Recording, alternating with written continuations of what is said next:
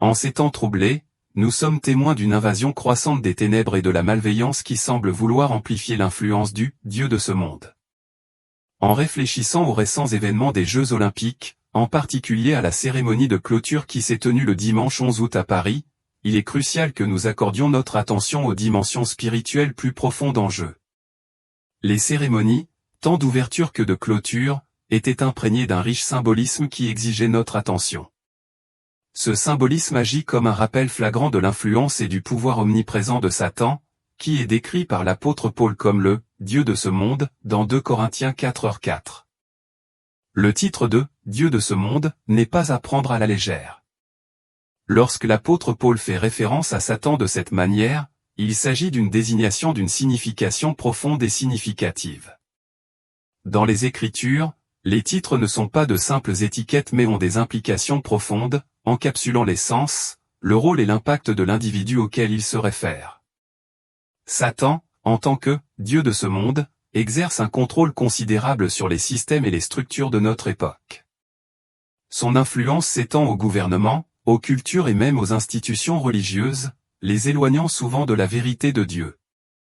La réalité troublante est que Satan a joué un rôle déterminant dans la fondation de certaines religions, un fait que de nombreux chrétiens ont du mal à accepter.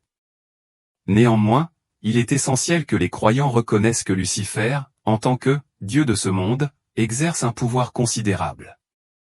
Par ce pouvoir, il a orchestré l'émergence de religions qui ont trompé des milliards de personnes.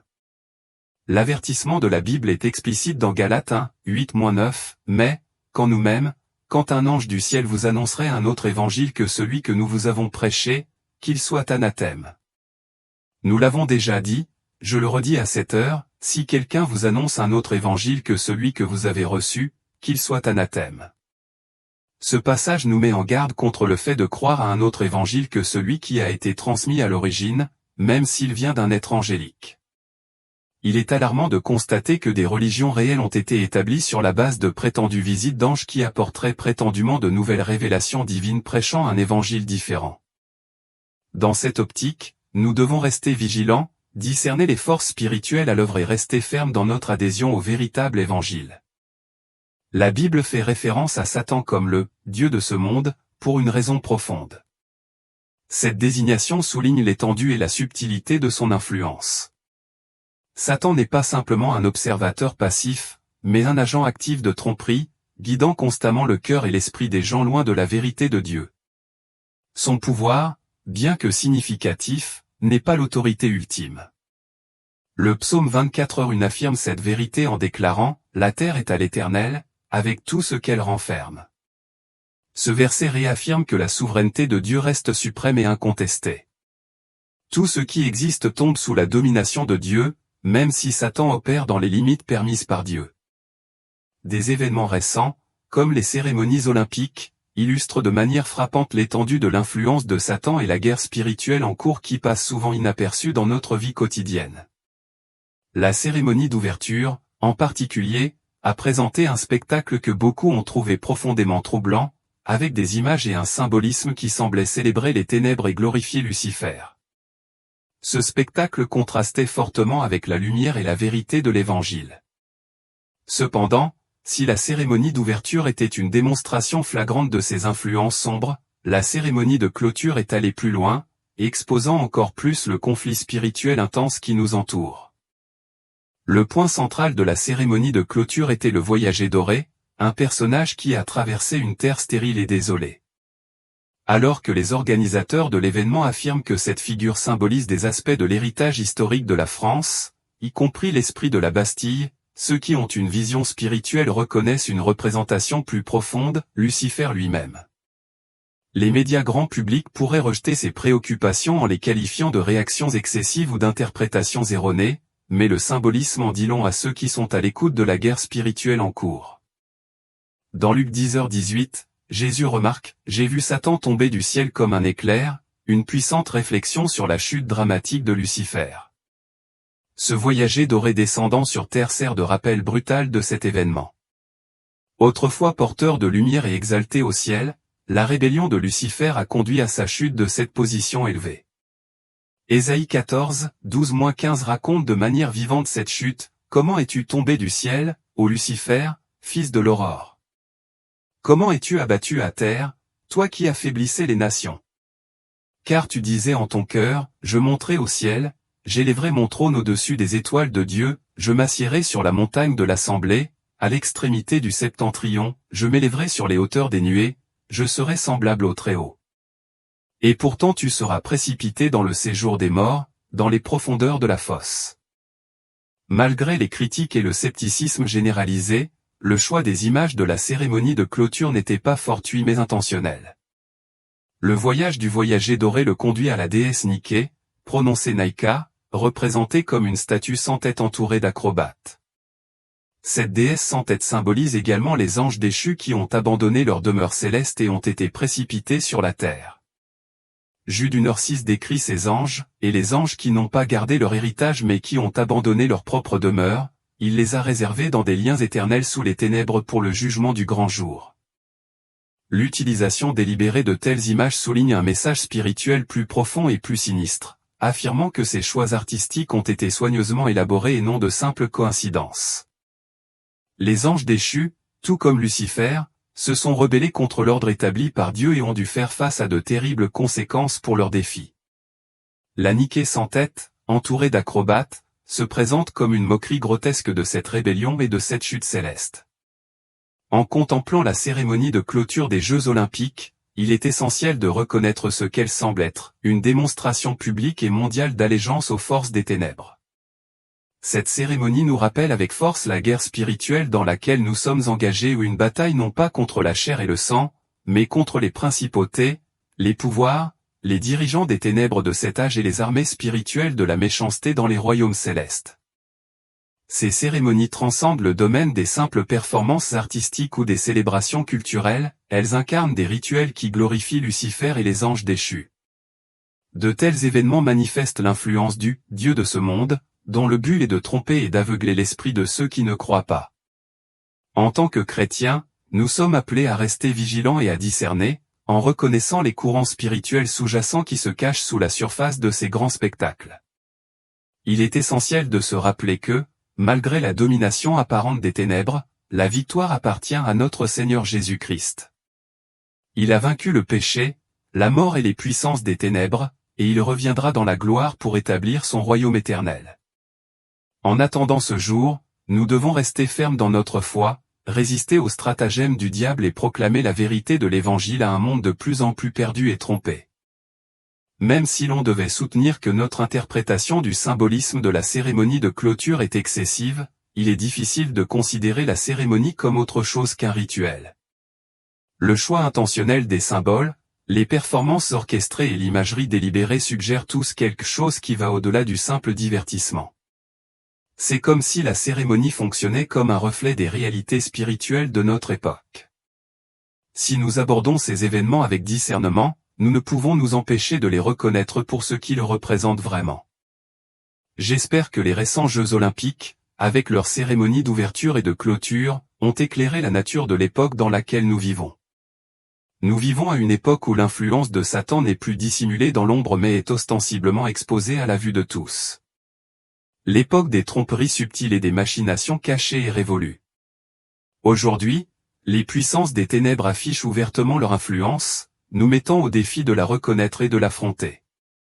Réfléchissons à ce qui suit, les athlètes olympiques n'avaient pas le droit d'arborer des symboles chrétiens, mais la cérémonie d'ouverture comprenait une parodie flagrante de l'une des icônes chrétiennes les plus vénérées, la scène de Léonard de Vinci. Cette ironie est frappante et exige notre attention. Par exemple, le surfeur brésilien João Chanca a vécu cette dure réalité de ses propres yeux lorsque sa planche de surf, ornée d'une image du Christ rédempteur, a été considérée comme un symbole religieux et a dû être retirée pour éviter la disqualification. Nous avons ici un symbole d'espoir, d'amour et de rédemption, écarté lors d'un événement mondial qui promeut ostensiblement l'unité et la paix. Cette exclusion d'une simple image du Christ soulève des questions sur la véritable nature de ces soi-disant célébrations mondiales. De même, l'athlète brésilienne Réa Leal a fait face à l'adversité lorsqu'elle a choisi d'exprimer sa foi en citant un verset de la Bible en langue des signes. Elle a cité Jean 14h6, Jésus répondit, « Je suis le chemin, la vérité et la vie. Personne ne vient au Père que par moi. Dans un environnement de plus en plus hostile au nom de Jésus, le courage de Réa pour proclamer l'Évangile est remarquable. Son acte de foi contraste fortement avec l'agenda apparemment antichrétien des Jeux olympiques. De la moquerie des symboles sacrés à la suppression des expressions chrétiennes, le message est sans équivoque, le monde s'éloigne de plus en plus de la vérité du Christ. Ces événements servent de rappel poignant de l'éloignement culturel croissant des valeurs chrétiennes et de la célébration ouverte des ténèbres. En tant que croyants, nous sommes appelés à rester vigilants, perspicaces et inébranlables dans notre foi au milieu de cette profonde lutte spirituelle. Ne nous laissons pas décourager par ces défis, car la grande vérité est que Jésus-Christ sera toujours exalté, quelles que soient les tentatives du monde pour supprimer son nom. Malgré les efforts pour réduire au silence ses disciples, la vérité de Jésus-Christ reste indélébile. Comme la Bible nous l'assure dans Philippiens 2, 9-11, c'est pourquoi Dieu l'a élevé à la plus haute place, et lui a donné le nom qui est au-dessus de tout nom, afin qu'au nom de Jésus tout genou fléchisse dans les cieux, sur la terre et sous la terre, et que toute langue confesse que Jésus-Christ est Seigneur, à la gloire de Dieu le Père. Tout au long de l'histoire, de nombreux dirigeants, royaumes et souverains se sont élevés et sont tombés. D'innombrables tentatives ont été faites pour effacer le nom du Christ ou pour retirer la Bible des annales de l'histoire. Des Bibles ont été brûlées, des chrétiens ont été persécutés et le message de l'Évangile a fait face à une opposition féroce.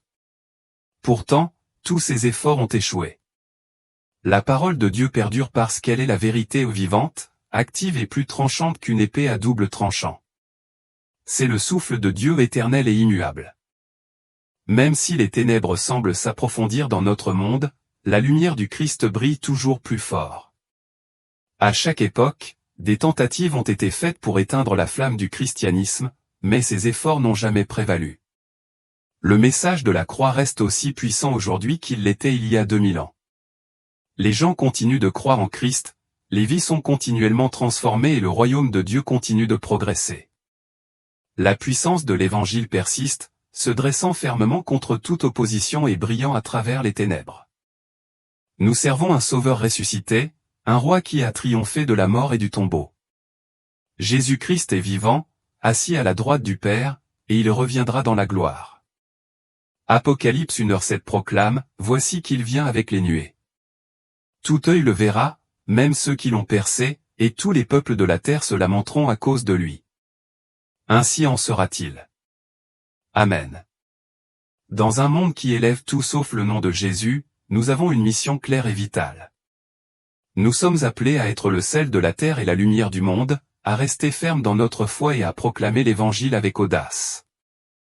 Matthieu 5, 13-16 nous rappelle, « Vous êtes le sel de la terre. » Mais si le sel perd sa saveur, avec quoi le salera-t-on?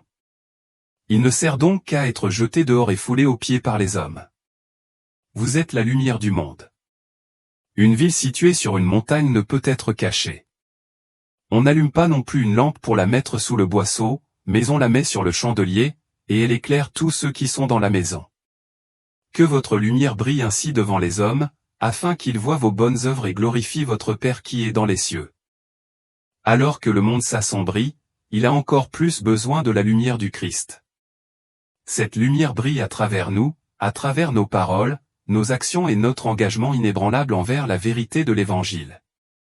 Nous ne devons pas nous laisser intimider par les pouvoirs éphémères de ce monde, ni nous taire lorsqu'on nous dit de garder notre foi privée. Le message de Jésus-Christ est l'espérance du monde et nous avons pour vocation de le proclamer ouvertement. Même si les ténèbres semblent envahir tous les recoins de notre vie, nous pouvons prendre courage, sachant que la lumière du Christ finira par l'emporter, éclairant le chemin de la vérité et du salut. Alors que nous méditons sur les événements des Jeux olympiques et sur l'état actuel de notre monde, tenons-nous fermement à l'assurance donnée par Jésus dans Jean 16h33, « Dans ce monde, vous aurez des tribulations, mais prenez courage. J'ai vaincu le monde. » Notre Seigneur a déjà assuré la victoire. La bataille a été livrée et gagnée sur la croix, et grâce à cela, nous pouvons affronter l'avenir avec une confiance et une espérance inébranlables. Frères et sœurs, restons fermes dans l'exaltation du nom de Jésus dans tous les aspects de notre vie. Élevons fièrement la bannière de l'Évangile, pleinement conscients qu'un jour viendra où tout genou fléchira et où toute langue confessera que Jésus-Christ est Seigneur. Même si le monde nous pousse à abandonner notre foi, accrochons-nous à la vérité avec une conviction résolue. Réjouissez-vous dans la certitude que notre Sauveur règne en Maître, maintenant et pour toujours.